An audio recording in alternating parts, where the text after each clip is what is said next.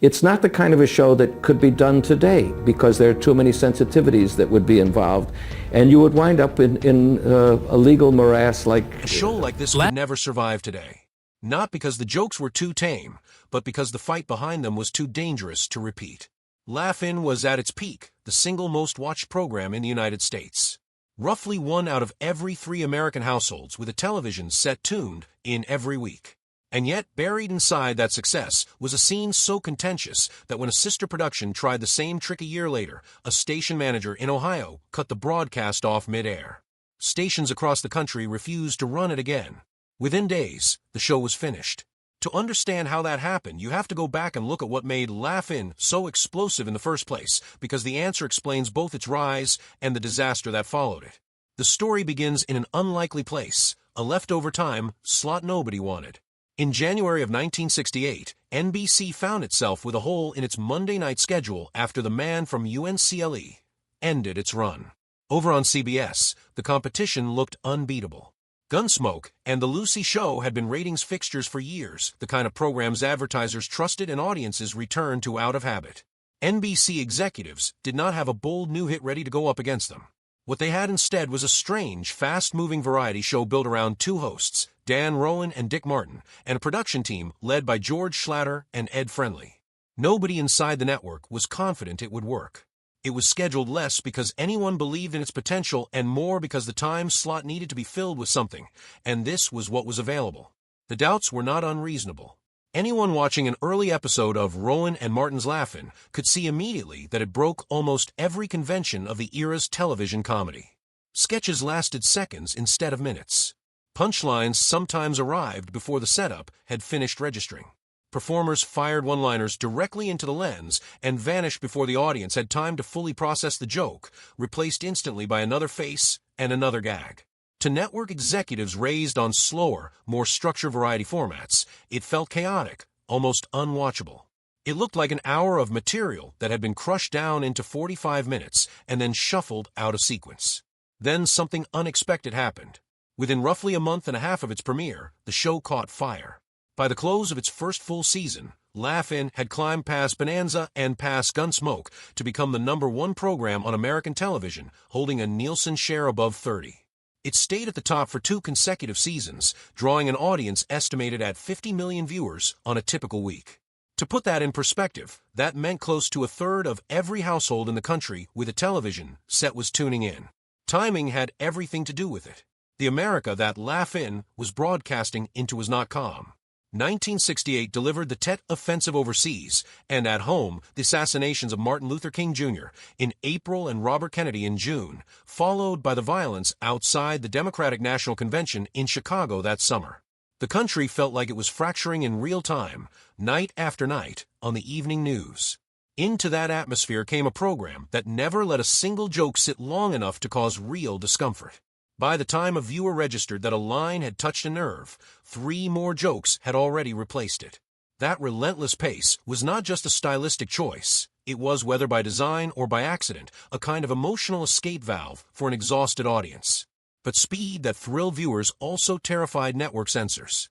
NBC's Standards and Practices Department assigned a censor specifically to monitor Laugh-In, a level of dedicated oversight that was unusual even by the standards of late 1960s broadcast television, an era already defined by constant friction between a changing culture and a nervous industry trying to keep pace with it. What made Laugh-In uniquely difficult to police was simple. It generated far more material, far more quickly, than almost any other show on the air. Each week's scripts reportedly came back marked up heavily, covered in notations flagging lines that had to be cut or softened, and each week the arguments started over from scratch. George Schlatter later described the daily back and forth with the network as unrelenting, a constant negotiation over what could and could not be said, one that wore down everyone involved over time. It's worth noting what the censors were actually worried about, because it wasn't profanity in the way modern audiences might assume. The real battlegrounds were sex, race, and politics, the 3 subjects a network variety show in 1968 was expected to handle with extreme caution, since a joke that landed poorly in one region of the country could trigger an avalanche of complaints from affiliate stations elsewhere. One frequently cited example involved a medical-themed sketch in which censors struck the word breast even though the exact same word had aired without objection that same evening on an educational broadcast elsewhere on the network. The writers found the inconsistency maddening. But by the time anyone could argue about it, the show had already moved 3 jokes further down the script. That constant forward motion is what eventually gave Schlatter and his writing team an idea, one that would come to define how the show operated behind the scenes. Rather than fighting every battle head-on, they began deliberately loading scripts with certain jokes designed to attract attention, lines that were loud, obvious, and easy for a censor to flag immediately. These sacrificial jokes weren't necessarily material the writers cared about keeping. Their purpose was to occupy the censor's attention. While notes were being written and arguments were being had over those flag lines, quieter material that the writers actually wanted to protect slipped through with far less scrutiny. Schlatter later summarized the logic behind it plainly. The scripts were packed so densely with jokes and moved so quickly that the people responsible for reviewing them simply could not keep pace. A censor working through what amounted to a 100-joke script using the same review process built for a normal, slower-paced program was always going to fall behind. And the production schedule made the gap even wider. Standards departments were built to work ahead of air dates, flagging problems before filming and waiting for revisions. Laugh-In, by contrast, was often still writing while it was already taping, meaning that by the time the network settled on whether a joke was acceptable, it had frequently already been filmed, and sometimes the broadcast date itself was only days away. Schlatter would later say the show was often still arguing with the censors as the episode was heading toward air. Inside that narrow gap between objection and broadcast, a surprising amount of contested material found room to survive.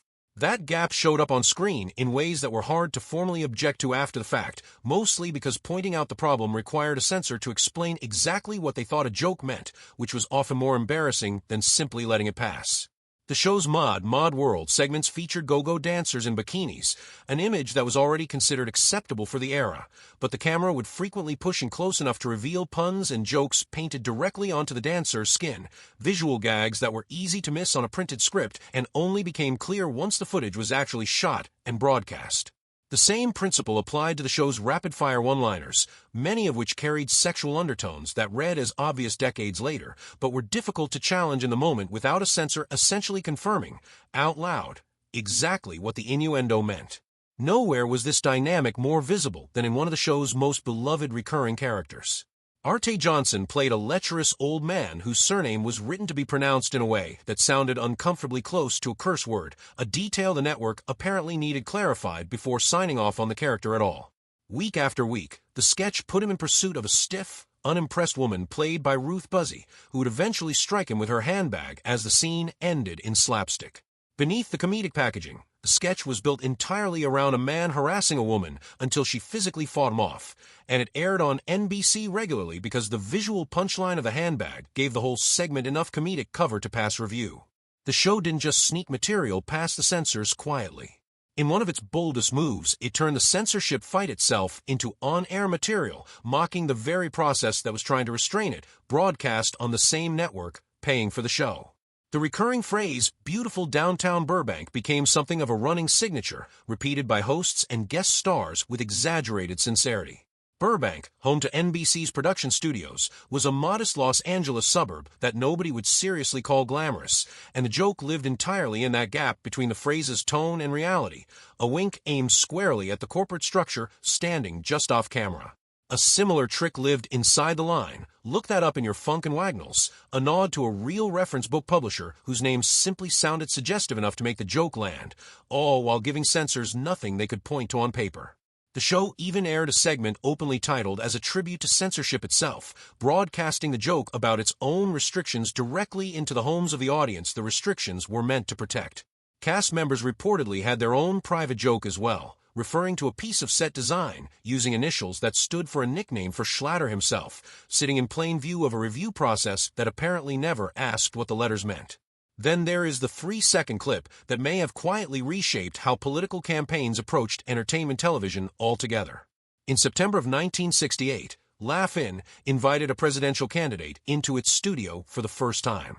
Richard Nixon, at the invitation of a writer on the show who knew him personally, agreed to appear and deliver the program's most recognizable catchphrase, "Sock it to me," a line closely tied to actress Judy Carney, who was regularly drenched or knocked down as part of the show's running physical comedy. The contrast was the entire joke. Nixon had a reputation as stiff and humorless, and the sight of him delivering a phrase built around comic vulnerability was funny simply because it was him saying it. Getting the tone right reportedly took 6 attempts. Nixon's early takes leaned too forceful, almost like a challenge, when the moment called for something closer to bewildered and light. Once the team got a take that worked, it was rushed back to the studio and slotted into the next episode. The final clip lasted only a few seconds. Hubert Humphrey, Nixon's opponent that year, was also invited and declined, a decision he later suggested may have cost him support. Nixon went on to win the election by a narrow margin, and while nobody can prove a few seconds of television swayed the outcome, the appearance is widely credited with helping establish a pattern that political campaigns have followed ever since. Candidates showing up on entertainment programs to appear approachable and in on the joke. What made all of this survivable, ultimately, was restraint, not moral restraint, but pacing restraint. Laugh-In touched nearly every sensitive subject of its era: war, race, sex, politics, religion, authority, but it never lingered on any one of them long enough for outrage to fully form before the next joke replaced it. The tones stayed light and colorful even when the underlying material was sharp, and that softness gave the show room to say things a more serious, slower program might never have gotten away with. That contrast becomes especially clear when you look at what happened to a companion program built by the very same producers barely a year later. Emboldened by Laugh-In's success, Schlatter and Friendly launched a new series for ABC called Turn On in February of 1969. On paper, it was meant to push the same rapid-fire, boundary-testing formula even further. In execution, it abandoned nearly everything that had made the original formula survivable. There were no traditional sets, no studio audience laugh track to soften the material, and the show's central conceit involved the computer generating jokes inside a stark, minimalist void. The material leaned heavily into sexual content, and unlike the coded, blink-and-you-miss-it innuendo that had defined Laugh-In, the humor here was blunt and unmistakable, reportedly featuring the word sex, displayed on-screen in large, pulsing lettering that several viewers found impossible to look past. The response was immediate and brutal. Within minutes of the premiere airing in Cleveland, the general manager of the local ABC affiliate ordered the broadcast cut mid-program. A test pattern appeared, followed by silence. Then organ music filled the dead air, while confused viewers waited to see what would happen next. While that music played, the station manager began phoning other ABC affiliates around the country, urging them not to air the episode when it reached their time zones. He reportedly sent a scathing message to ABC's leadership as well, arguing that if the producers wanted to scrawl in decent material somewhere, they shouldn't be doing it using his station's airtime. By the time the broadcast would have reached the West Coast, it had already been pulled from the schedule entirely in large parts of the country.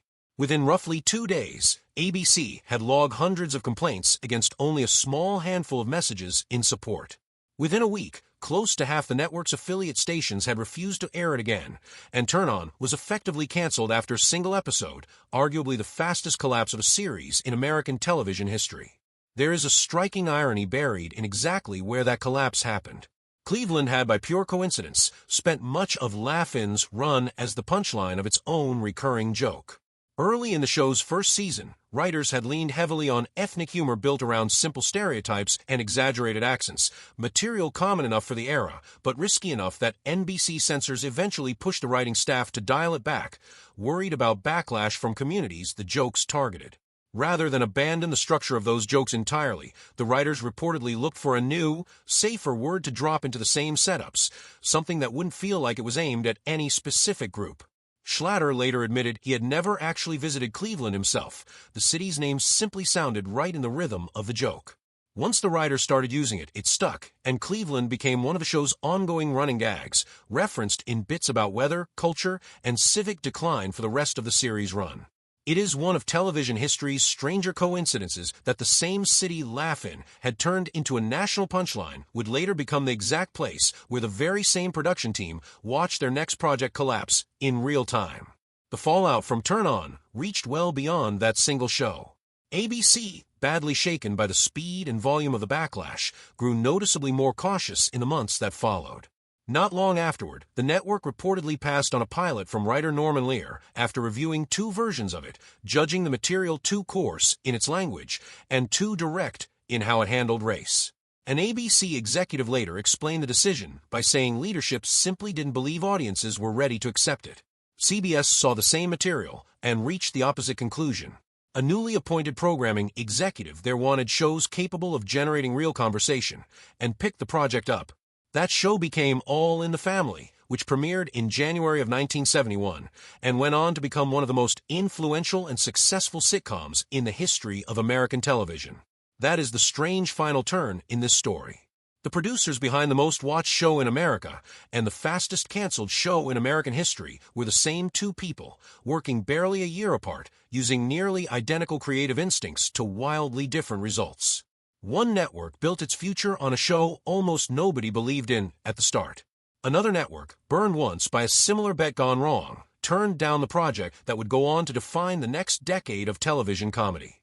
Somewhere in between those two outcomes sits a simple, uncomfortable lesson about how thin the line can be between a show remembered as groundbreaking and one remembered as a cautionary tale, and how much of that difference came down not to what was said, but to how quickly the show moved on before anyone had time to fully object.